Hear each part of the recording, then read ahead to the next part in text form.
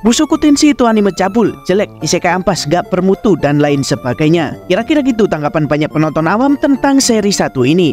Banyak yang beranggapan kalau Mushoku Tensei itu cuma isekai ampas yang gak ada isinya. Semua konflik dan masalah yang ada cuma berkaitan dengan percabulan semata.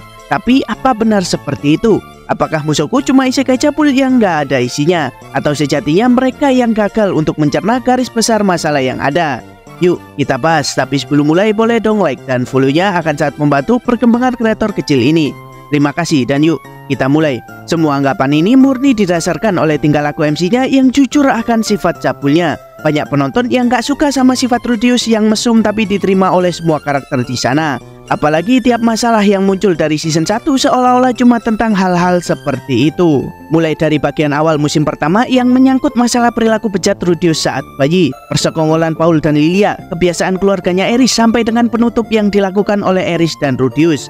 Ditambah lagi seluruh core 1 dan setengah core 2 season 2 ini juga seolah-olah cuma tentang libidonya Rudeus. Membuat banyak orang yang cuma nonton cuplikan-cuplikan animenya saja merasa kalau ini anime bejat overrated. Tapi apa benar seperti itu? Apakah memang Mushoku Tensei cuma cerita kosong yang berkutat hanya tentang nafsu bejat semata? Sayangnya trigger proses yang dipakai untuk cerita Mushoku memang seperti itu. Bagaimana ceritanya dipandang didasarkan pada sifat dan sudut pandang Rudeus sebagai tokoh utamanya, sebagai mantan nolep mesum yang kesulitan untuk memproses kegiatan sosial.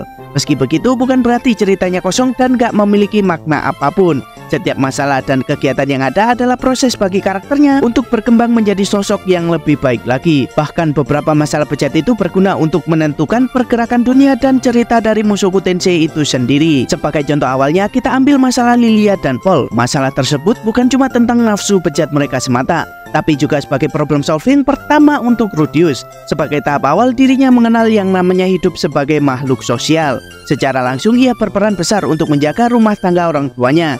Dan secara nggak langsung ia mulai untuk memahami rasa sayang terhadap keluarga yang nggak ia miliki di kehidupan sebelumnya. Ditambah lagi kehadiran Lilia dan Aisyah yang nggak jadi diusir membuat keluarga ini mempelajari banyak hal di kemudian hari. Seperti di core 2 kali ini yang mereka nanti akan dihadapkan kepada masalah untuk mendewasakan semua karakternya. Contoh lainnya adalah bagaimana malam indah Eris dan Rudy berfungsi nggak hanya sebagai fanservice cabul semata, tapi juga sebagai pembuka untuk babak yang lebih luas lagi.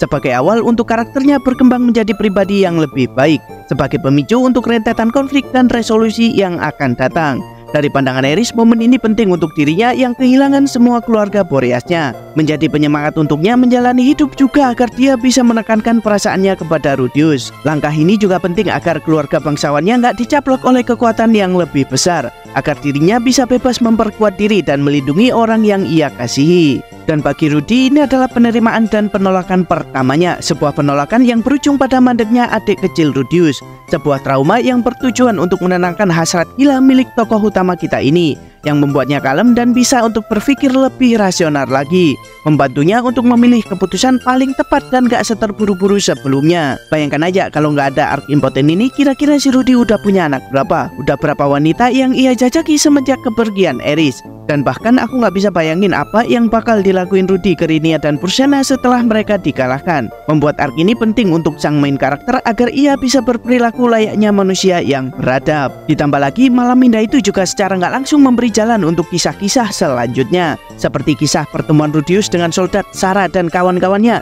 kisah manis Rudy di akademi yang berujung pernikahan, dan bahkan nanti sampai di banyak arc baru seperti perebutan tahta Ashura dan pertarungan kedua antara Rudeus dan Ostred. Semua itu nggak akan bisa terjadi tanpa pikiran jenius dari sang autor. Bagaimana kita bisa menyaksikan perjalanan seorang karakter yang berkembang dengan sangat realistis, yang sifatnya nggak langsung berubah drastis hanya karena masuk ke isekai, tapi yang perlahan berproses untuk jadi manusia yang lebih baik lagi. Karena nggak masuk akal aja kalau misalnya seorang bocah nolep mesum penyendiri tiba-tiba berubah jadi karakter yang perfect setelah masuk ke isekai. Perlu ada pembiasaan, trial and error, dan bahkan sampai banyak cobaan perih agar karakter sebusuk itu bisa menjadi sosok manusia yang beradab.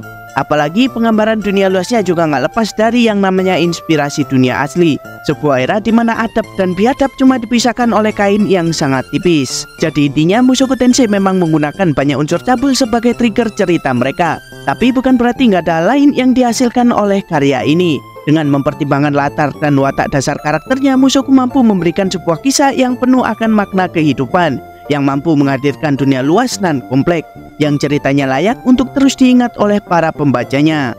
Oke, itu aja yang aku omongin kali ini. Gimana menurut kalian? Kalau ada kritik, saran, atau sanggahan, tulis saja di kolom komentar. Terima kasih dan yuk mari berdiskusi.